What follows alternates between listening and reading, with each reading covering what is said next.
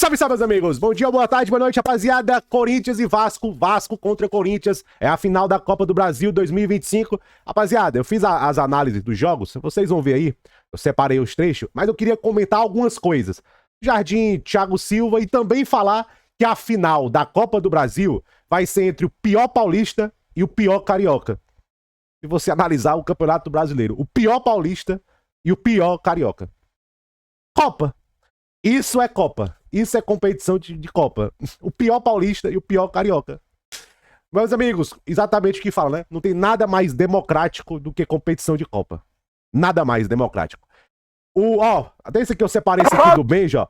Eu acho muito engraçado isso aqui, ó. Pera aí, vamos lá, ó. Fala, meu povo! Começando mais uns 60 segundos, o Benja! Chupa, Gabigol! Arrogante! O jogador mais mascarado do Brasil! Chupa, arrogante! Chupa, Gabigol! Seu mascarado! Os caras falam. Eu sempre gosto de lembrar do Mauro César. Os caras, o Mauro César é o mais clubista do Brasil. Isso aqui é o quê?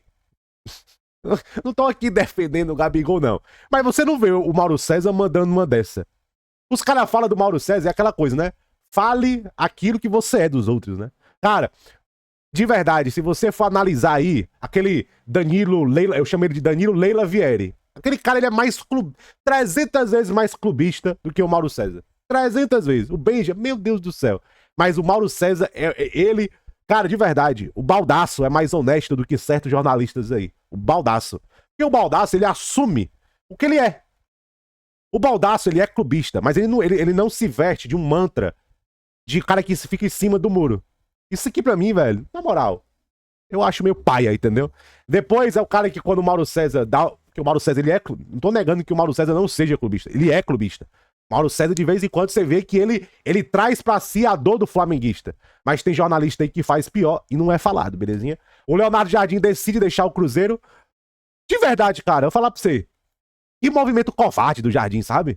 Eu entendo ele. O futebol bostileiro realmente não é fácil, né? O futebol aqui do Bostil realmente é um futebol desafiador. Mas que...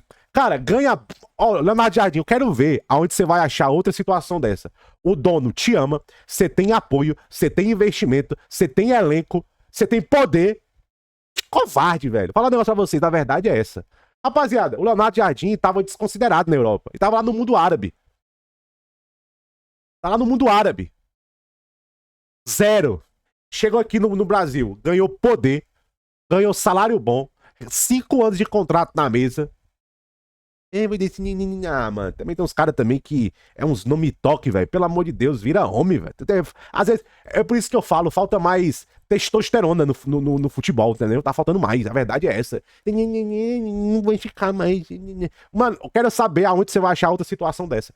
Em um bom nível. Porque nas Arábia não conta, brother. Nas Arábia não conta. Aí o Tite, o Cruzeiro mirou o Arthur Jorge, aí o Arthur Jorge, o Al Rayyan não libera o Arthur Jorge, né? 6 milhões de dólares, né? A multa. A multa não é problema, o Pedrinho paga. Isso aí isso é o que tem no bolso esquerdo do Pedrinho.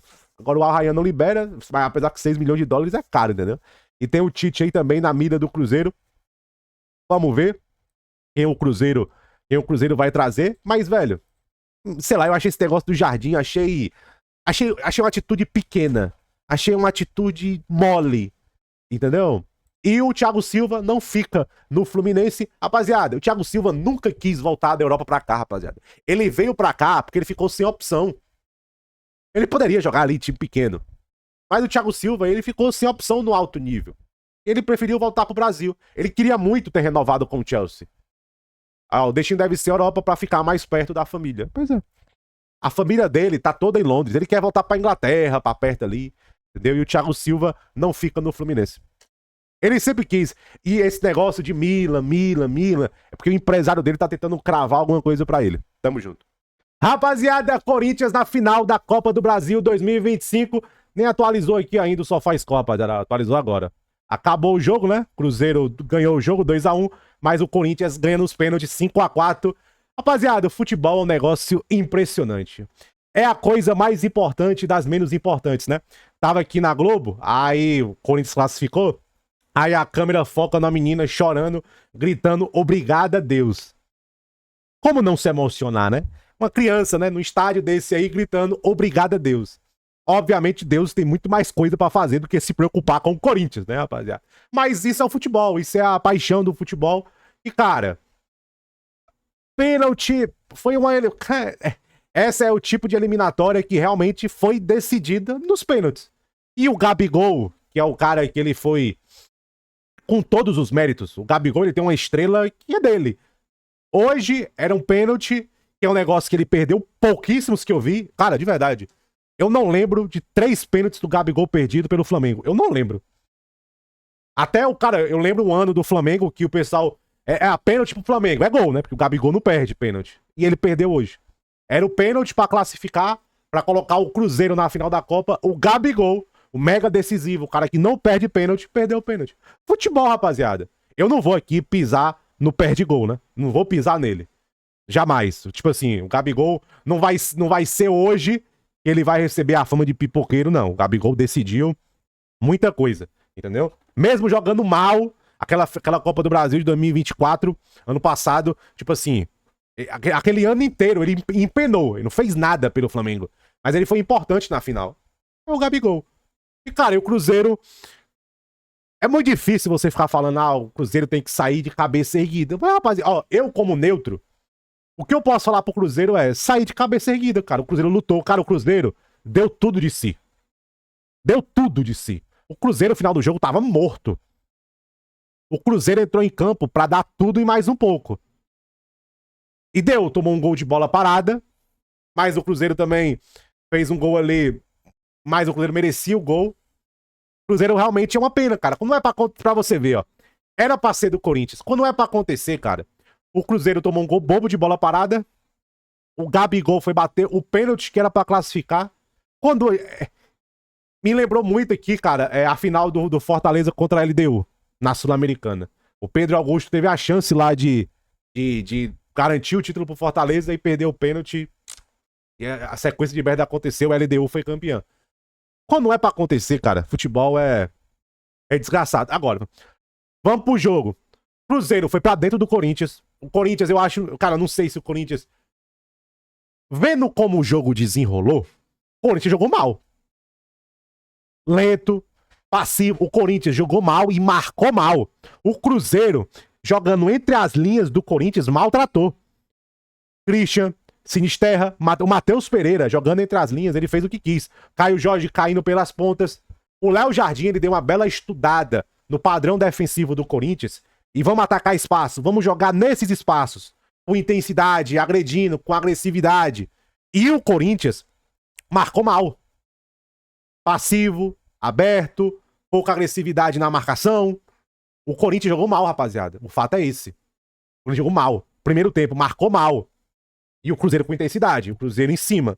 Entendeu? O Cruzeiro agredindo. Matheus Pereira. O Hugo Souza faz uma grande defesa. O Gustavo Henrique salvou a bola do Sinisterra. Mas era um Cruzeiro em cima. Batalhando. Aí saiu o Sinisterra novamente. Gente, é o problema do Sinisterra. Ele é bom jogador.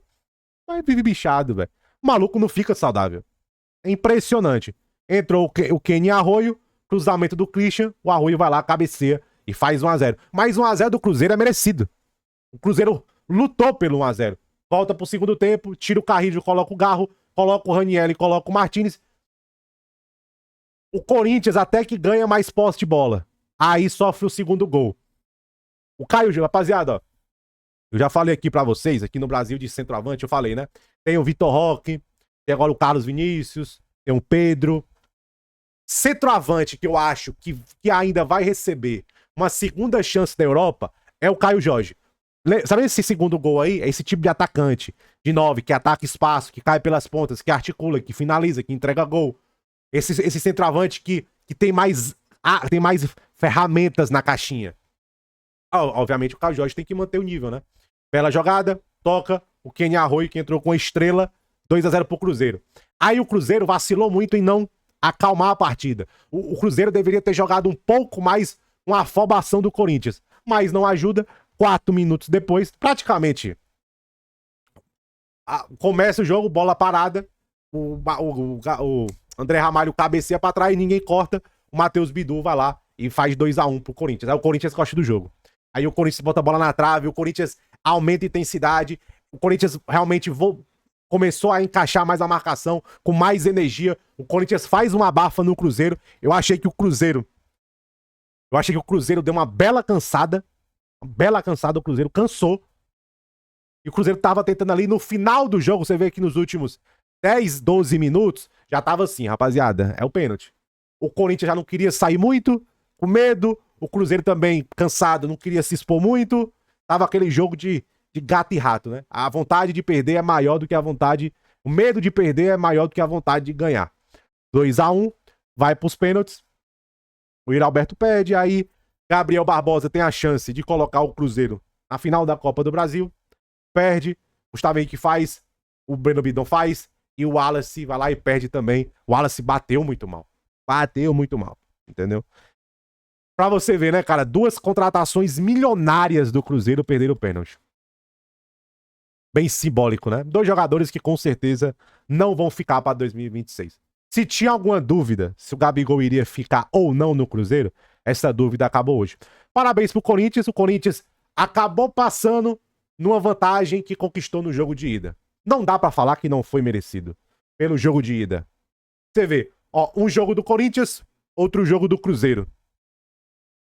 Dá pra você até analisar que, você vê, o primeiro tempo do Corinthians lá, segundo tempo do Cruzeiro. Primeiro tempo do Cruzeiro aqui, segundo tempo do Corinthians. Ou seja, cada time teve 2 tempos que foi muito melhor, foi pros pênaltis, e nos pênaltis são as pequenas margens. Se o Cruzeiro passa, também seria merecido pelo jogo de volta, pela atitude de vir aí São Paulo e tentar. E o Corinthians também é merecido porque, cara, resiliente, lutou, quase empatou o jogo. Pelo primeiro jogo, o Corinthians fez um primeiro jogo muito correto e tá na final da Copa do Brasil. Cara, se o Dorival ganhar essa Copa do Brasil, tem que batizar a competição. Copa Dorival Júnior Brasil, né? Rapaziada, e o adversário do Corinthians vai ser o Vasco, rapaziada. Ganhou nos pênaltis do Fluminense. O Fluminense venceu o jogo no tempo normal por 1-0. E, rapaziada, eu vou falar um negócio pra vocês. Vocês viram aí, eu falando de Corinthians e Cruzeiro.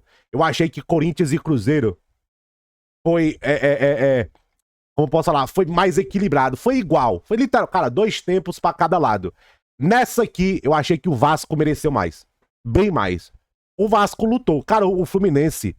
Rapaziada, com todo respeito ao Fluminense. O Fluminense do Zubeldia foi uma putinha. Putinha. Cara, se eu fosse torcedor do Fluminense, eu estaria furioso. Essa é a palavra, furioso. Abre-se, por quê? Vamos lá, rapaziada. Começa o jogo, o Vasco começa melhor. Uma outra atitude, o Vasco que parecia que tinha perdido o primeiro jogo. Aí o Fluminense começa a entrar no jogo, começa a acordar. Que o Fluminense lembra que tá perdendo no placar agregado, achou um gol. Um gol contra do PH. Um gol ali meio achado. No momento que o Fluminense faz 1-0, o Fluminense realmente tava começando, o jogo já tava mais pro Fluminense. O Fluminense já tava mais ofensivo, atacando. Quando o Fluminense faz 1-0, o Vasco vai pra cima. Aí o Vasco faz o Fábio fazer 2 boas defesas. Aí o que acontece? Gente, o segundo tempo não teve nada. Só a defesa do Fábio. Por que o Fluminense foi uma putinha e não mereceu? Porque, brother, eu tô com 1-0.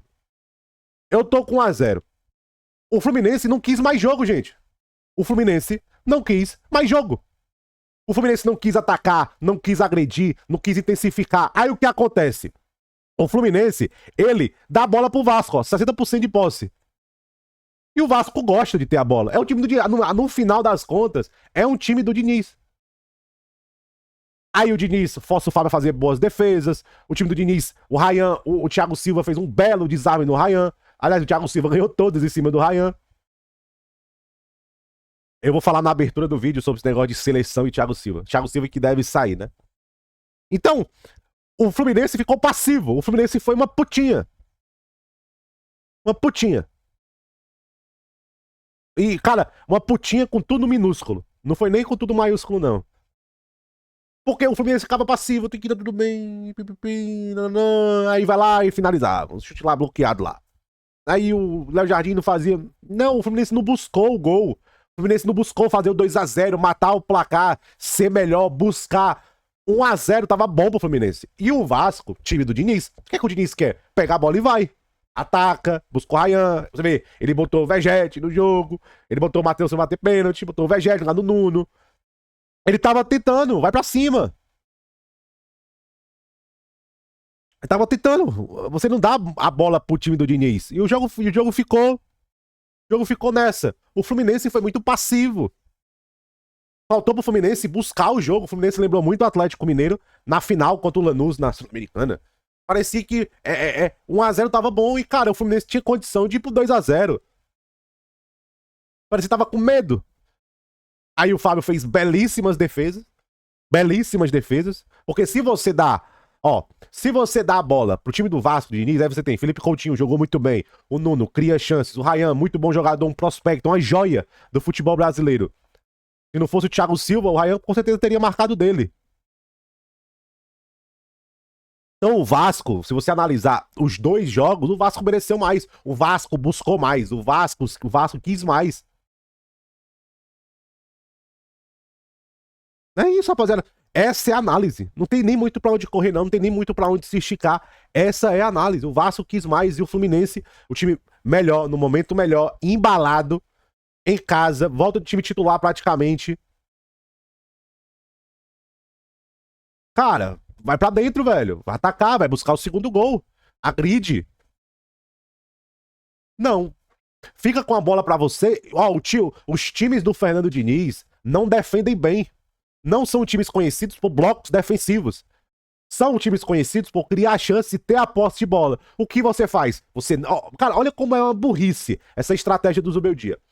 Os times do Diniz não defendem bem. E quando tem a bola, eles se sentem confortável. O que é que o Fluminense faz? Não ataca e dá a bola. Ou seja, você deixa o Vasco confortável.